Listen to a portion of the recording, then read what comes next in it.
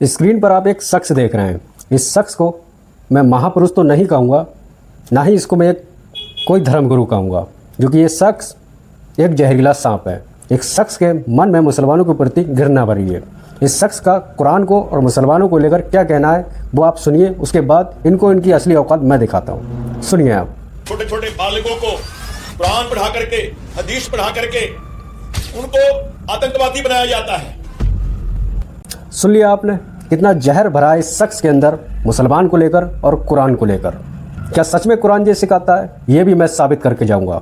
और इनका धर्म क्या सिखाता है और इनकी धर्म की किताबें क्या सिखाती हैं वो भी मैं साबित करके जाऊंगा। पहले आप ये वीडियो देखिए।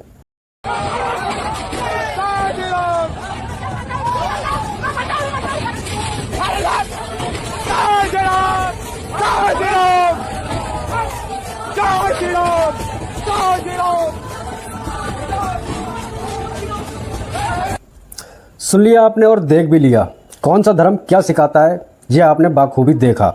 और जो नहीं देखा है वो आपको मैं दिखाने वाला हूँ, बताने वाला हूँ। उस शख्स ने कहा था कि कुरान मुसलमानों को आतंकवाद सिखाता है। तो स्क्रीन पर आपकी एक मिलिट्री ऑफिसर है जिनको बीर अब्दुल हमीद कहा जाता है। ये वो शख्स हैं जो मदरसे से पढ़े थे और हिंदुस्तान के लिए इन्होंने क्या करा और कुरान से इन्होंने क्या सीखा।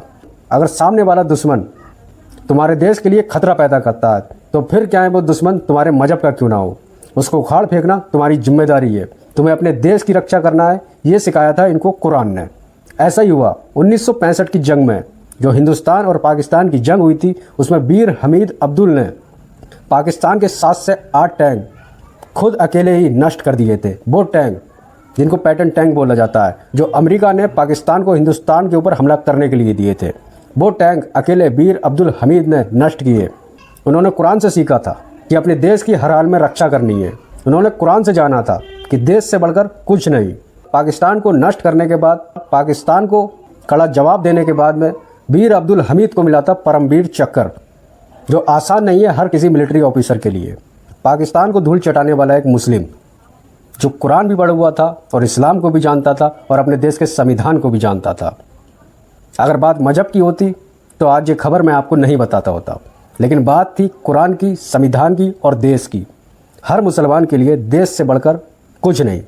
कुरान ही कहता है अपने देश के तौर तरीक़ों के हिसाब से चलो, अपने देश के संविधान के हिसाब से चलो। लेकिन कुछ आतंकवादी मानसिकता के लोग मुसलमानों को जज करते हैं, मुसलमानों के ऊपर आवाज़ उठाते हैं, मुसलमानों को परेशान करने की कोशिश करते हैं, कुरान के बारे में गलत बोलते हैं। वह कुरान ही है जिसको पढ़ने के बाद बीर अब्दुल हमीद ने पाकिस्तान को नष्ट कर दिया था।